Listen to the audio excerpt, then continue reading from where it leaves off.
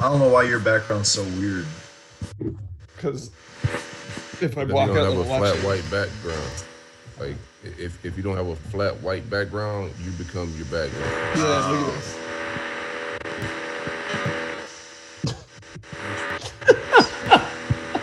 This You guy. definitely read what you're thinking.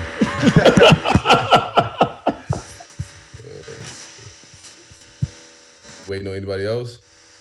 Nope, I'm just getting it streamed everywhere, and we're good. Save. We good. Can I tweet it? Yep. Where's it? Like, how do I tweet it? Did you tweet it? Oh, okay, I see it. Never mind.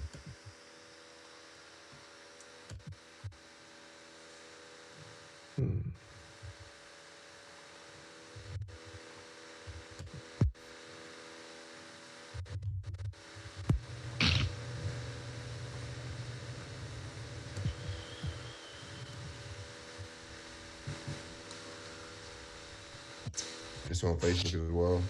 I Yep. just share it. Yep. Live there, and then YouTube. We're live now. Yep. So we're good to start. All right. I just feel like I should count it down. I'm cool with it. How do I sound? Because I can't hear myself, but You sound great. All right. Somebody has a lot of static. I think that's TJ. I can mute. Yeah, definitely. Oh yeah, that's where it's coming from. All right. Right now I hear myself. All right. 3, 2, 1.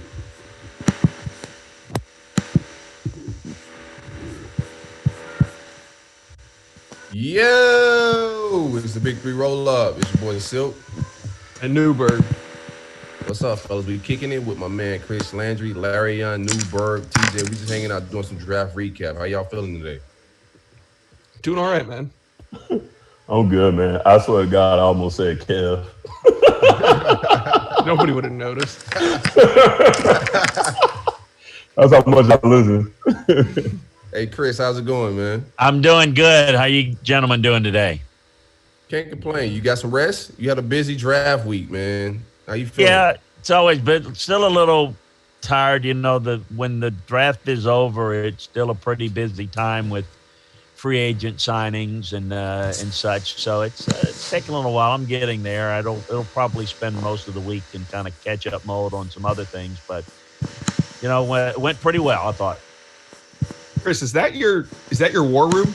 Did you spend like I imagine that's your bunker, and you spent like the last 5 days in there.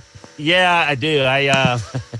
You know, the thing about most of us that kind of work out of the home, most people are dealing with around the league with the whole virtual draft, but it was kind of old hat for me. It's kind of how I've always done it. I had a connection. I guess it's similar to what we're doing, but I think it's called something Teams, Microsoft Teams or whatever. They had a system that we were on and LinkedIn. But yeah, I've got an office in my home. It's not a basement. We don't have basements in Louisiana, but it would be underwater if that was the case. But yeah, I spend time here. Got a couch here in the front. So is this how you normally are? Is this like your normal draft setup, or are you usually out? Normal draft setup. There've been a couple of years where I've been in some draft rooms, but since I've done a lot more consulting with different teams, it's better to be set up this way. And then you have a speakerphone that y'all can't see. Then I can just be on and get onto somebody in a hurry if they need me. You look like an offensive coordinator with that headset on. I like it. Yeah, no, that's all I got. Hey, look, technology-wise, I got to follow directions. I admit I'm an idiot, and if I'm left alone in the room and I got to press some buttons, there's a good chance we'll all be off the air. But I just follow TJ's instructions to A, B, C, and that's kind of how I do it. And I try to stay away from anything else. I hear you. So let's get into some draft talk. We had the big three guys. We could talk about that first. The first one off the board was Chris Henderson. Were you surprised him going at number 9? Because I was a little bit, and I'm a Jazz. Well, here's the thing about it. It's I think his grade is warranted. I mean, is that where I had him slotted? No. I mean, but when you are in the corner, I thought there was a drop off after the top two, and I think CJ was close enough to Akuda. And some people actually thought in the league that he was as good as Akuda and maybe have more versatility because he can line up inside. So always difficult to figure out exactly where they're going to go. I know there are some teams that are very interested. I know the Falcons had a lot of interest in moving up for him, a couple of other teams as well. So all things considered in terms of grade on the board that we got on LandryFootball.com, you can see it, that it certainly was a requisite and maybe have more versatility, grade value, line up inside. There's some other guys that I think had a little bit more to priority position that I think would have been maybe more interesting selections. But I'm not all that surprised. Good players, going to play inside and out for them. I think he'll help them. Jags overall grade. How do you feel about the Jags overall draft? I thought they did a pretty good job. I thought they got some guys that can help them on defense. That was going to be a focus. I think overall it was a pretty solid group. I mean, like anything else, when you look at drafts, the big thing is everyone's focusing on who else you could have had. Right. And that's always an issue. It's not recruiting where you can go get, we're going to get all three of these guys. You're going to have to make some choices. The one thing I've always struggled with is, all right, look, I like the player. I don't know if I'm crazy about the pick because some other options could have been there. And that's universal with everybody's draft. But at the end of the day, and at the end of about 3 years from now, when you can truly grade a draft, you'll see how these guys fit in. And look, I think a lot of guys did a really good job. And I thought they helped themselves. I was shocked also that Van Jefferson made it to the second round with no combine, no workout. Were you shocked about that? Because I had him like third, fourth round if he didn't work out. No, I didn't think the workout was going to affect him. I think the only issue was, if you're comfortable with him medically, and, the medical situation was just something that was pretty standard. And the normal rule of thumb is when medically they say, okay, what's his grade going to be when this is cleared up and he's healed? And that was fine. You're talking about a guy that's maybe the best hands in this draft, certainly in elite level, 7 hands as we call it. And then route running ability is very advanced. And you had, if you're looking at receiver, and it's a deep year, no doubt, but funny thing about depth is when those guys start coming off and you got 6 going in the first round, yeah, all of a sudden, it's that kind of says, whoa, run. Yeah. Hold on a minute. Yeah, it's a lot of depth. And we better get one now because the drop-off is significant. So I think he's a very underrated player. Again, did I expect him to go exactly there? No, but it doesn't surprise me. The big thing is when you look at that's why we do in tiers on LandryFootball.com on the draft board. It's not like people think, well, guy's 10th and this guy's 40th on the board. Well, right. The drop-off at certain points, a player that is maybe a grade at 22 is the same as a grade at 42. So it's just a matter of what fits your style, what fits your needs, and then you can take any one of those players within that range, and he fell into that. And I think it's just, it's like a lot of situations where you look and you say, we can kind of go across the board here, and this makes the most sense for us. Chris, Cam Akers' wild ride came to an end. He entered Florida State as the number 1 prospect in America at the running back position. He didn't really live up to the hype on the field per se. After he said he was going to go pro, there was projections of everywhere from the 4th round to the 3rd round, maybe 2nd round at best, but then he laid down that combine effort and put those numbers up. And I think that started to change. His projections started to change at that point. The Rams took him with the 52nd pick in the draft, second round. Do you like that pick? Do you think that's a good value? I mean, are you surprised that Cam went in the 2nd round? What's your take on Cam Akers? No, in terms of grade, that's kind of where I had him graded. Now, again, so there's a lot of other players across the position. Mm-hmm. So, if you're going to go back there, he's a really good back. I think he's got everything you're looking for. And the one thing that really people looked around the league and said, This guy had no help, and I mean, he was the target of every defensive front he's playing against, and he really stuck out like a sore thumb positively in terms of how he ran and his versatility. And I think with backs, there's kind of value in that late first to late second round, even into the third. And while there was not a great type back, I do think guys like Swift and Clyde Edwards-Helaire and Dobbins are really beyond that. I mean, you can look.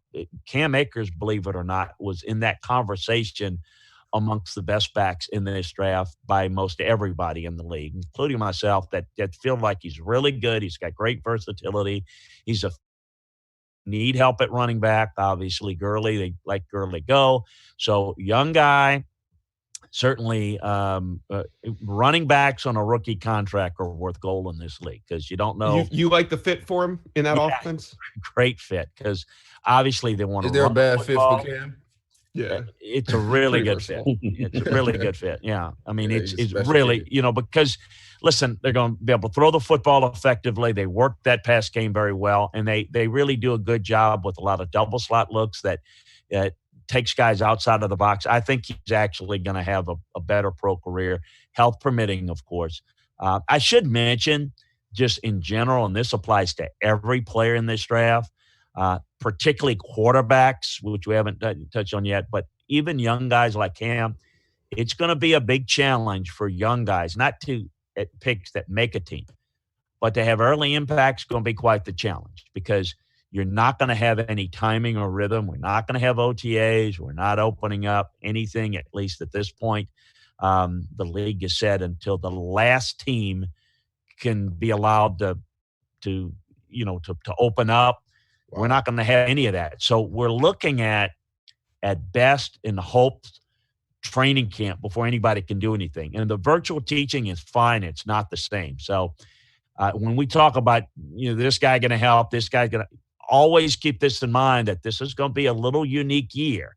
And some guys are going to be pressed in the action, got a necessity, but it's not going to be the same in terms of being ready to have the type of impact that you normally have in most years. Hey, Chris. Hey. Kane's representative since Kev ain't here. I wasn't shocked at all about where our talent level kind of came out in this draft. I argue with Canes fans all the time about the level of talent that we actually do have because they seem a little delusional on that. But I was a little bit shocked to see Shaq be the first one off the board because I wasn't sure if he fit in this modern league. So can you kind of speak a little bit to why you think the Jags took him there? Well, I think he's very instinctive. I think the guy plays well. I think he does a good job with his run fits. I think he's sneaky athletic in the box. I think that there's, some issues in terms of coverage as it relates to the next level. But I think the guy's a good player. I mean, I thought he was the best player on their roster. Now, the position versatility can help because I think he can play a couple of different positions at linebacker. So, I think you look at the other guys that were in the mix. It's probably overall when we just talked about Cam, and it's one of the things I talked about on my podcast this morning, the ACC shows, is that for the ACC to get where they need to be is the fact that you're dealing with you got 1 pick and 4 picks at Florida State and Miami. That's just not what you expect. It's not what it should be from a recruiting and a development standpoint, and it's kind of why it's kind of Clemson and everybody else, and it has been.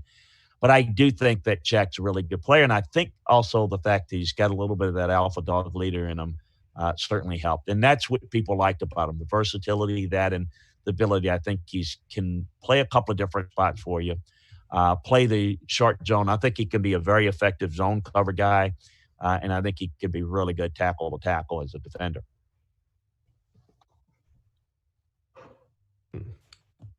Chris, the Bucs have made several moves over the last couple weeks. I know you weren't as high on the Buccaneers heading into last season. You weren't high on them at all, especially Jameis Winston. But they get rid of Jameis, they bring in Brady, they bring in Gronk, they have a great draft.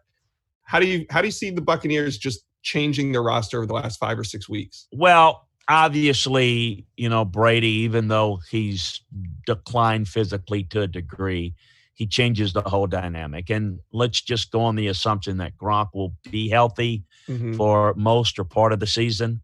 That gives them a big weapon. They have weapons.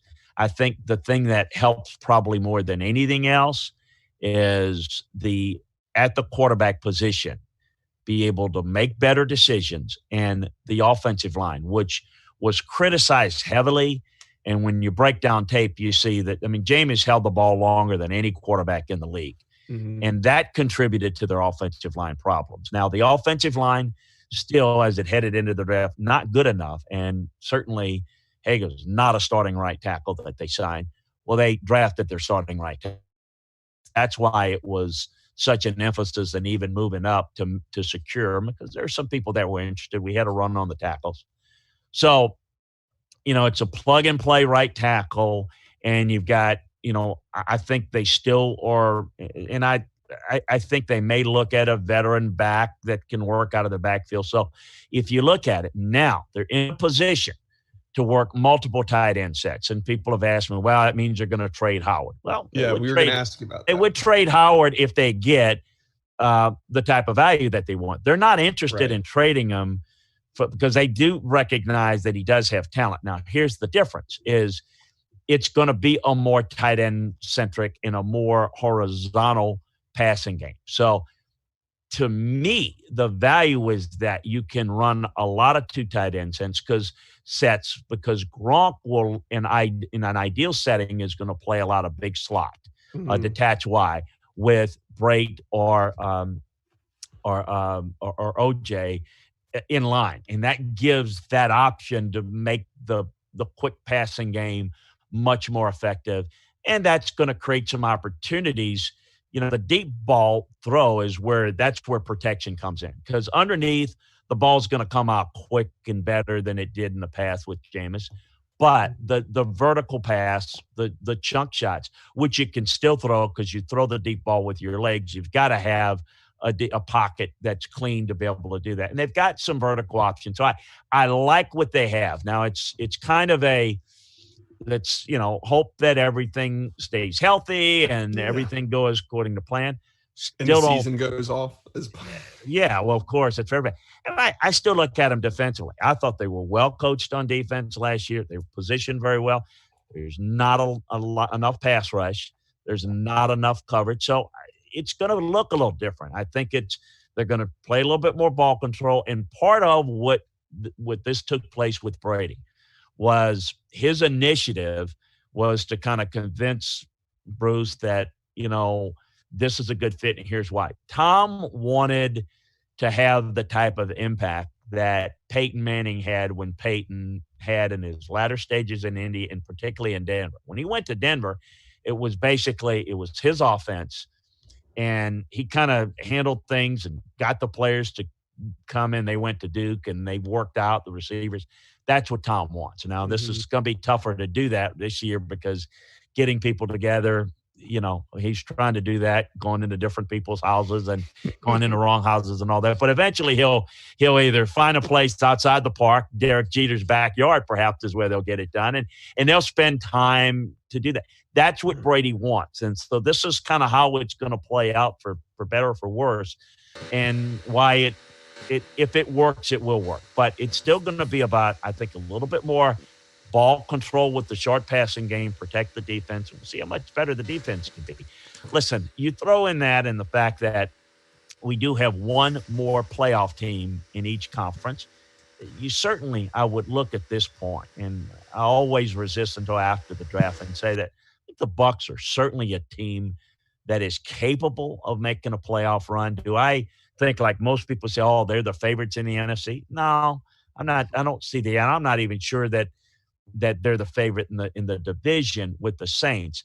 But it's always about, okay, who can stay the healthiest and how that's going to play out, and we'll see where it goes. But I do like the Bucs' chances a lot better now than I did before, because I knew going into last year it shaped up as, okay, they're going to take a bunch of chances and there's going to be a bunch of turnovers, and that's just not going to work. It doesn't work in this league, ever. So I was going to ask you about that, Chris. So it's kind of a two-parter. So you still like the Saints probably as your favorite in the division. Probably for now, yeah. Bucks kind of competing for a wild card. But then what I guess I would ask you is implementing. Obviously a quarterback like Brady can do it, but implementing a new system kind of for Brady or having Brady learn the system. How much harder is that on the Bucks this year than ever because of the weird offseason that we may have? Getting less reps with guys and stuff like that. How much does that hurt their chances? Not going to be tough for Brady. It's going to be tough for the rest of the team, which is, I think, what you're alluding to. Everybody else, it's all about symmetry, and it's all about timing. And that's going to be the biggest problem, as I said earlier, with everybody. So I think if there's an advantage, it's for people who have the less changes in systems, meaning – if you didn't have changes in coordinators, if you didn't, everybody's got personnel changes. But if you don't have the big changes, and so you're coming in and you've got less adjustment, that's going to be an advantage.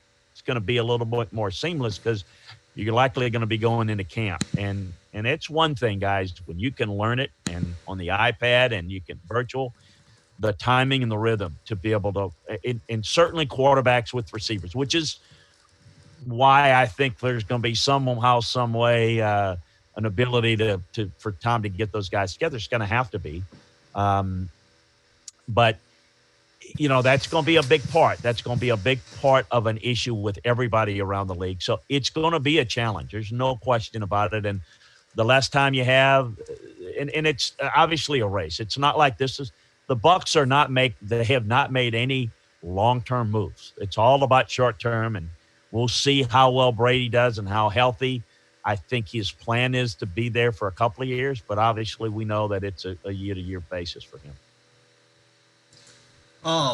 So we talked about the Bucks. We'll flip over to the other side of the division. Obviously, Jameis expected to sign with the Saints. I listened to your pro show yesterday on that. You think Breeze is kind of just 1 year and done here, even though he kind of signed a 2-year contract? And then, how do you see the Jameis fit? Do you think he's a potential for a long term there? Obviously, surprising, depending on how things go. What are your thoughts around that whole Jameis signing with New Orleans? Well, here's the plan in New Orleans with the quarterback situation. I think that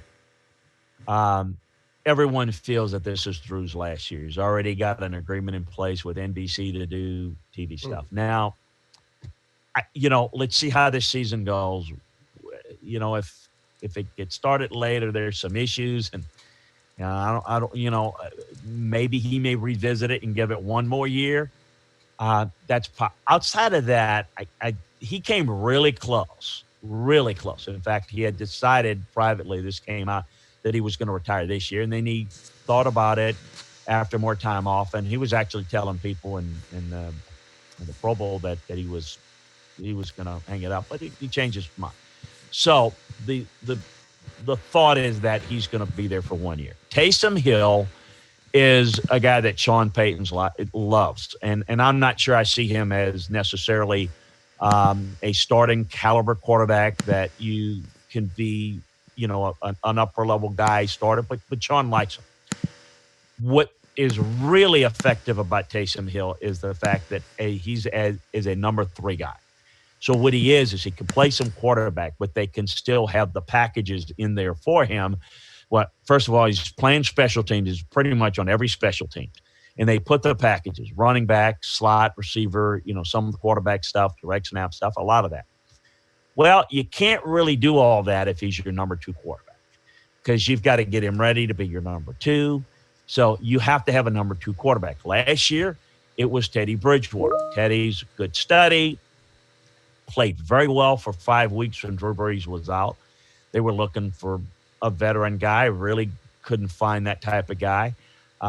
Obviously, they looked at some quarterbacks in this draft. They maybe didn't feel it was the good fit necessarily.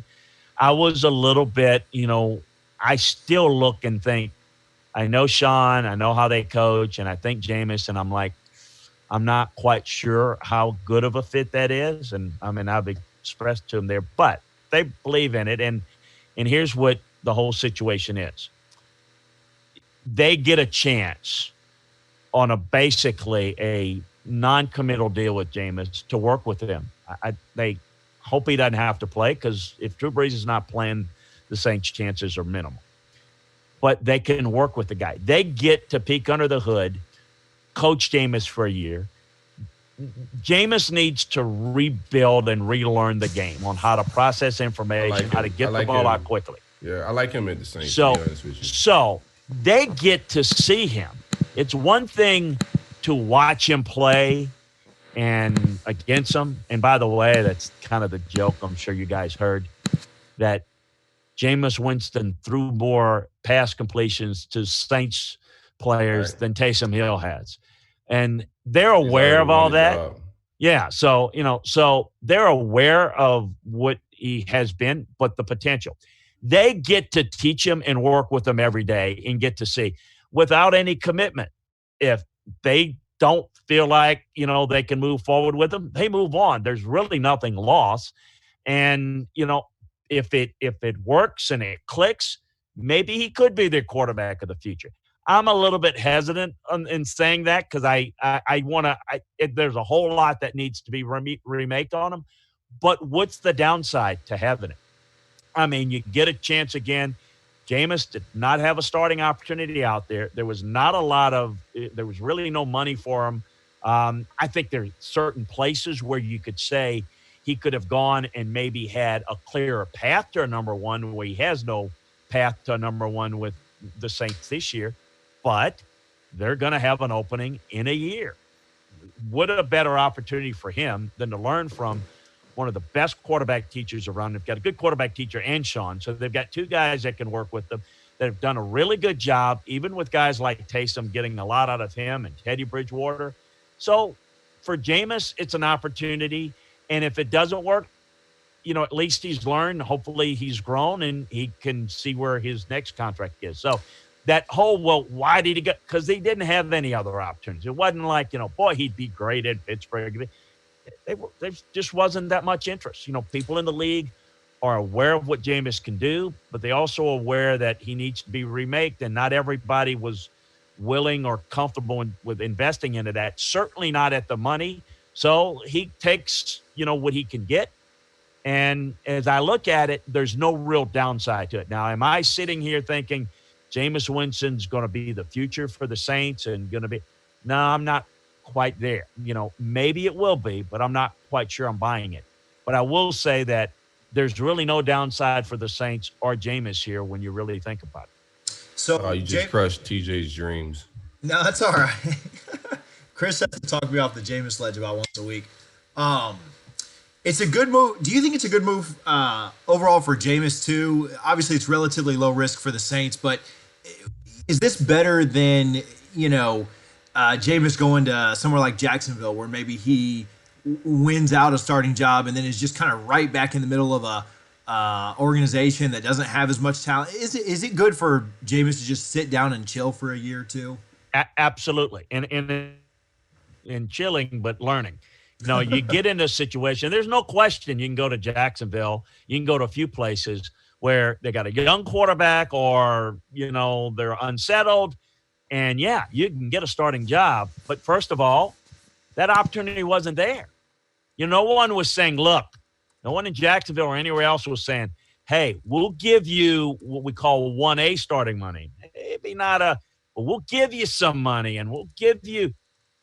That opportunity wasn't out there. So, I think most players would have taken the money, and I certainly understand that. But I think this shows some maturity, but also maybe with the lack of options. If I'm going to be a number two, let me go somewhere where I can learn from good coaches, and also learn from a guy that's a good, in New Orleans, you've got good teachers, but then you've got like a good TA, a good teacher's assistant. You've got like another coach in Drew Brees. If you just follow and learn how Drew Brees studies film and learn how Drew Brees understands how to work the checkdowns, if Jameis will put in that time and effort, I don't know how good he can get. I'm just saying it's giving him the best schooling, the best opportunity, the best tutorial. everything that whatever you can make out of him in a year, he will get to learn that. And then from there, we'll see where it goes. I don't expect him to get a lot of playing time. Heck, I don't know how much you'll get. Think about this. A, are we going to have a preseason? B, if we're going to have a couple of games, are you going to have to play your starters more because you're not have OTA? I don't know how much we're going to see on film in games. That'll be determined later. But the Saints are going to be able to see it in practice and meetings every day and have a pretty good indicator of whether they want to, maybe take another bite at the apple in another year. They can figure that out, as can Jameis.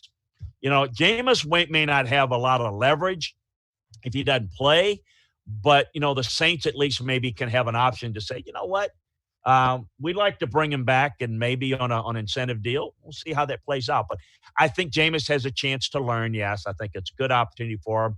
And it's much better than going somewhere and maybe competing for a starting job and getting it. But again, he didn't really have those options.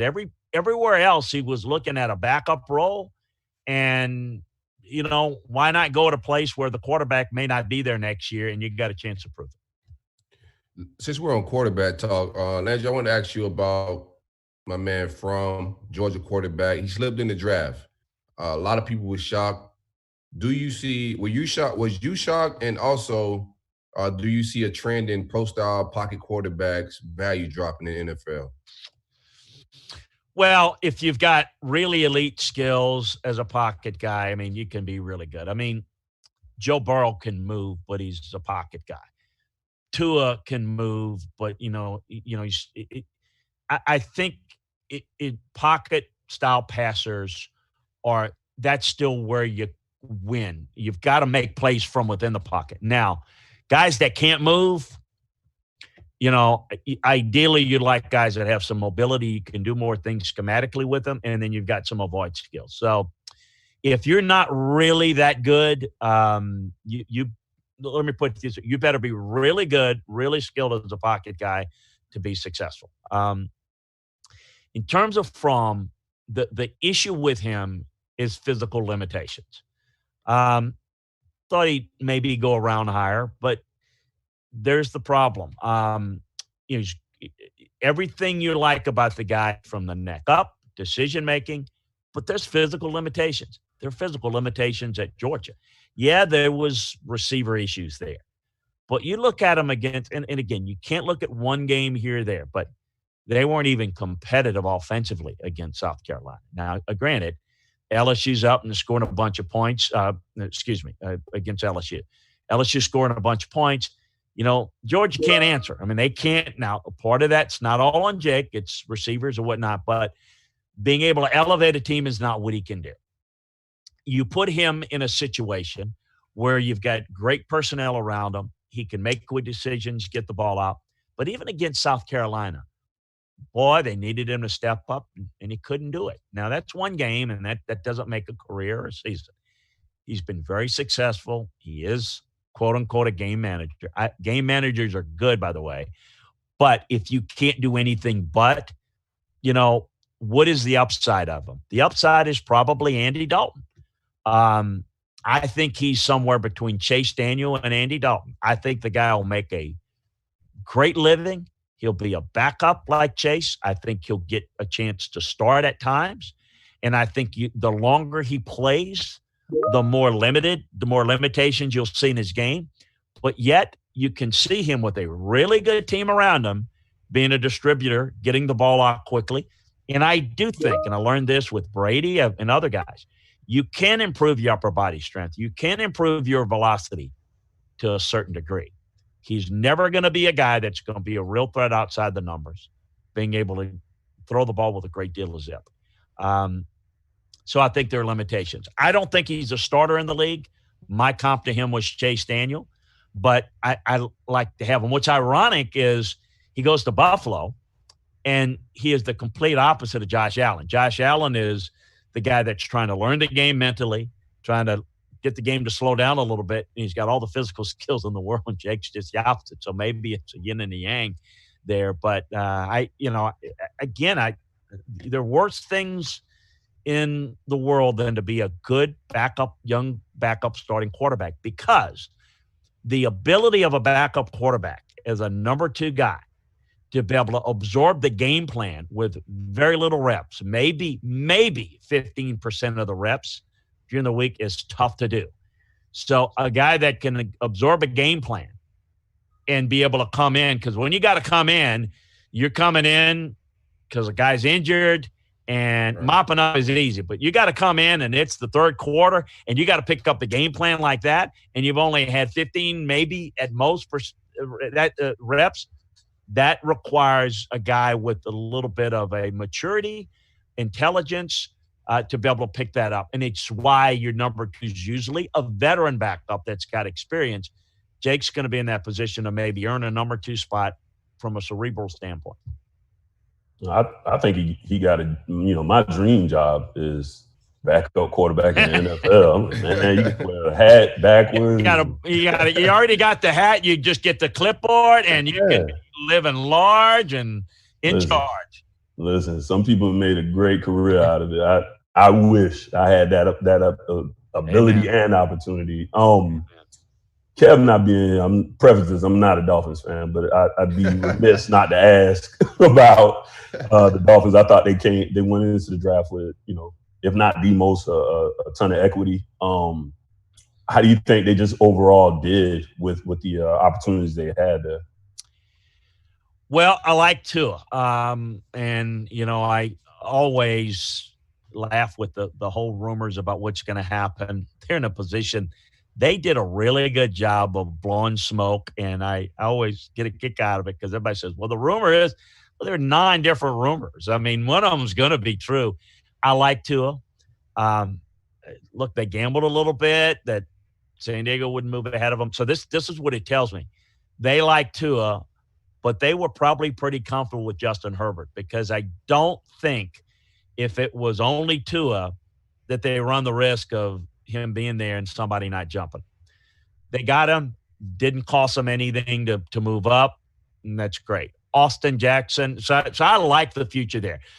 Should you play him early? Well, there again, when we talked about the offseason and getting ready, that's double for the quarterback position. And with his situation, I don't know whether he plays, how much, when he plays.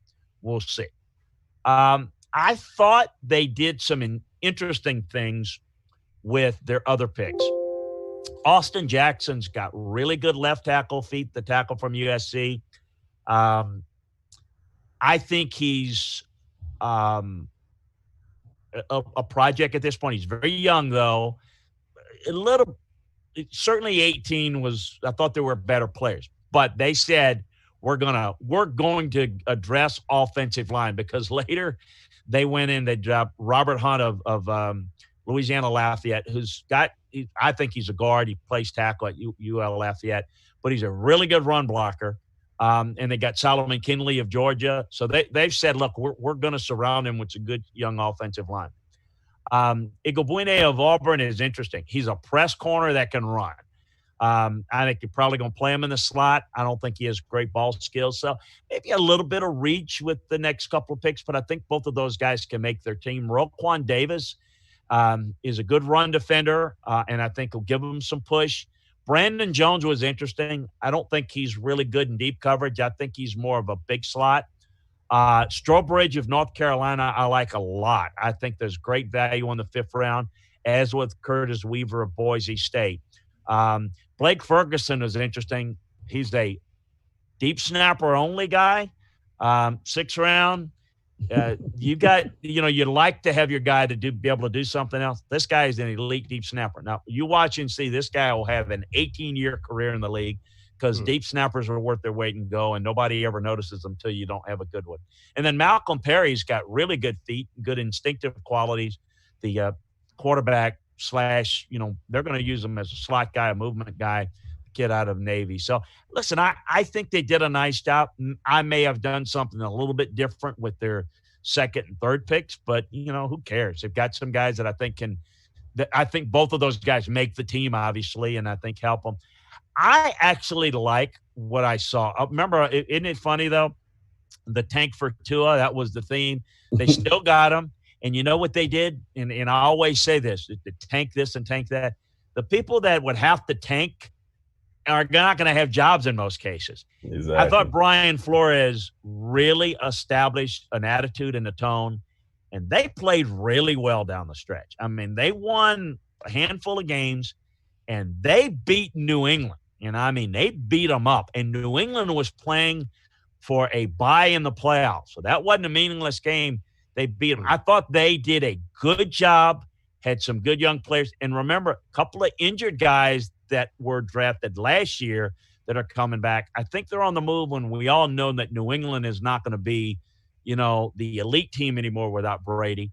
I don't know that Miami's ready. I think Buffalo's a little bit better. But, yeah, I think that it's positive. I thought Chris did a really good job, Chris Greer, and Brian Flores, who's really the main guy making the decisions. I thought they worked well together. Awesome. Who do you think won the draft overall, Landry? Give us your big winner. We'll know that in 3 years, but I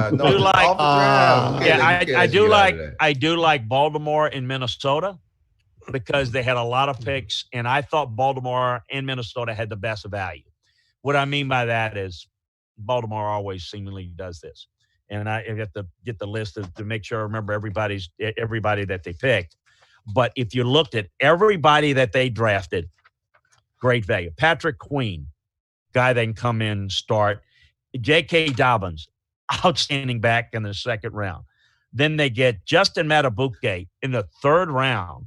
That guy is a starting defensive tackle in this league.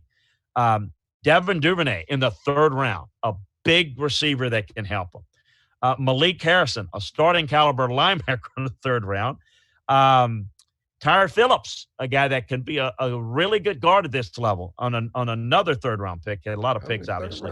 Yeah. Well, they moved back and a lot of picks. And so, again, a lot of picks. And if you do a good job letting the draft come to you and follow your draft board, you're going to do a good job. But, I mean, even down there, Ben Bredesen is a guy that can play. Broderick Washington, good value. How about James Prochet out of SMU? This guy reminds me of Cole Beasley. You get a guy like that on the sixth round. And then Geno Stone, the kid from Iowa, I thought was a fourth round value they got on the seventh round. Now, he doesn't have deep safety range, but he's got great instinct, and all he does is make plays on the ball. So, I mean, just outstanding. Minnesota, I won't run down all their picks, but they were also very good, had a lot of picks in the second day. I think that last day of the draft, you can get a lot of good value. People think, fourth round, fifth round, sixth round. You get guys that are second, third round value on your board in the fourth round and fourth round value in the sixth and seventh round. So you can really help your team. I thought those two teams helped themselves. But look, I mean, it's like anything else. We're going to learn down the road, seriously, how good these drafts are. Because here's what's funny, and I've sat in a draft room, and, we got a board where you put everybody's picks. And inevitably you look at somebody else's board and you say, what the hell were they thinking? And then, they're probably looking at your draft saying, what the hell were they thinking? And everybody likes when there are a lot of good players, it's about fits. I mean, I look at Seattle and I say, I don't know if I would have done what they did with Brooks and Taylor that high. But what does it matter? How you like Swain late? I think Swain was a good pick late. But, the early picks.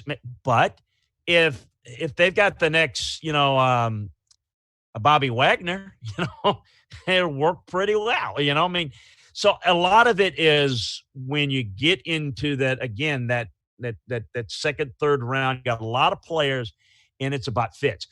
Seattle, they're going to want big zone corners. They're going to have a higher, value on that than other people will.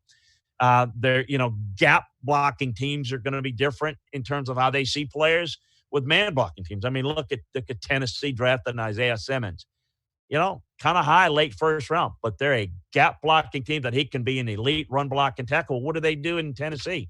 They run the football with Derrick Henry. So there's greater value to them than somebody else. As I always like to say, it's like going on a car lot. You try to sell a pickup to a soccer mom that wants a minivan. I mean, it may be a great deal. It's just not what she's looking for. And that's a lot of what the draft is outside of the top, first half of the first round. You had P. Ron, my man Michael P. Ron, and also Jabari Zuniga got picked up by the Jets. How do you feel about those pickups? And also, Quincy Wilson got traded to the Jets. So you speak on all three of those guys. I think Quincy will help them. I think that I think that there's a lot of opening there, and I think there's an opportunity for him. I love P. Ryan. What I love about him is there's nothing special about him. As I said, there's no real special qualities. Not the quickest, not the fastest, not the biggest or strongest. Just a hard-nosed edge runner. I see him as a rotational back that can help you. Not going to have a bunch of carries to be your feature guy, but can in a rotation back league. I like this guy in my rotation. And where does he fit? Second, third, doesn't matter. This guy will help you, and he'll be good on teams, which you have to do if you're not a starting back. So I really like that. Zuniga is an intriguing guy. I think there's better football in him than I've seen. I think the guy's got unique athletic ability. The tape is not as good as the athletic skills. So they're betting on that this guy can be a better player and be a better edge rusher. So I like those picks, and quite frankly, it's part of what I liked about the Jets draft.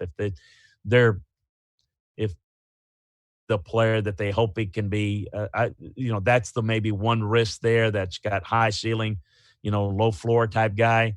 The rest of their draft really got great value, including the Florida guys. Nice. You guys good? I think that's great, man. Hold on, before we let you go, real quick. Yes, sir. I want to ask about my actual team. I mean, we did that for Kev. I'm a 49ers fan. Oh, okay. Oh. See how excited he got? I did hear that. Hey, let me tell you. Go ahead. I mean, go. You got any specific questions? Because I can wax poetic on them. Because I love what they're doing. Go ahead. Well, actually, that's kind of where I was heading to. We didn't have a lot of, to pick with because of former deals that they'd already made. But as a fan, I thought we did a really good job. But, obviously this is a little bit more your area of expertise. And especially with the Trent Williams trade, I thought, man, that was magical on that day. But just speak on that just a little bit for me. Well, a couple of things. Let's go right there with Trent Williams. It's obviously good relationship in the organization. Let's give a lot of credit to Joe Staley too.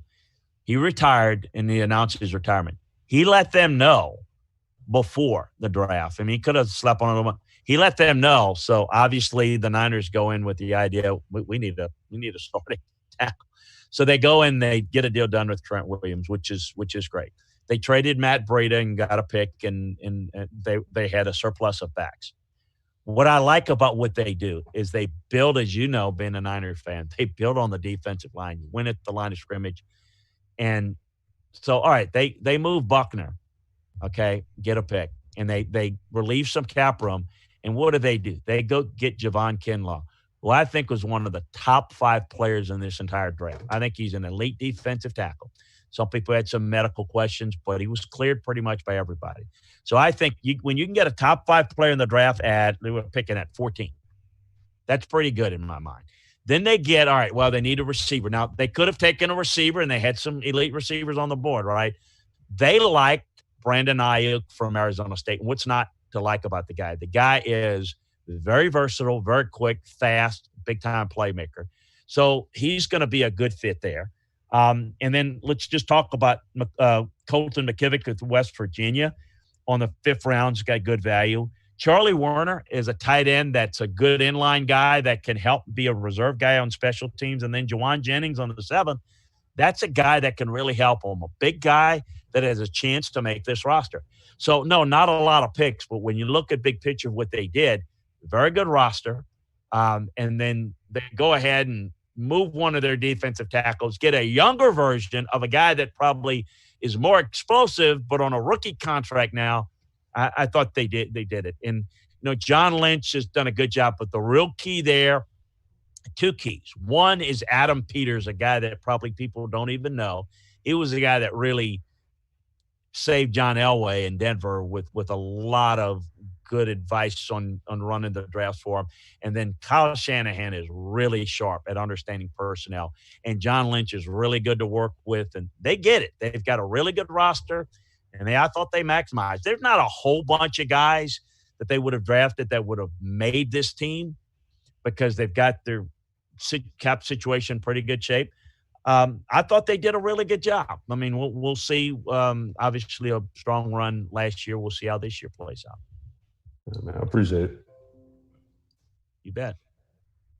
Hey, man, I appreciate everybody for coming in and hanging out with us and Chris and Larry Young and us shooting it about the NFL draft, free agency a little bit. Appreciate you, Chris. Hey, appreciate you guys having me. Thanks a bunch. Hope you enjoyed. Be safe out there, and we'll talk to you next time. Thanks, Chris. And if anybody wants more, you can get more at LandryFootball.com. Yes, sir. We've got every pick on every team broken down and evaluated. You can do that. And, of course, on LandryFootball.com, you can catch the Pro Football Podcast and the College Podcast every day, part of the Big Three Roll-Up family. So check us out at LandryFootball.com. There you go. Thanks, Chris. Thank you so much. Take care.